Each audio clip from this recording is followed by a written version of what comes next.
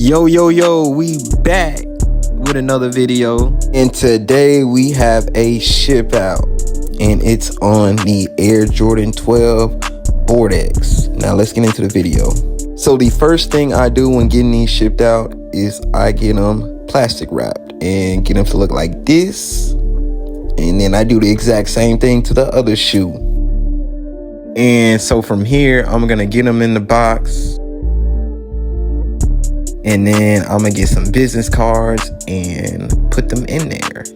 This is the most important step because they never know who you're getting it from. And now we're off to UPS. You can listen to the little interaction here.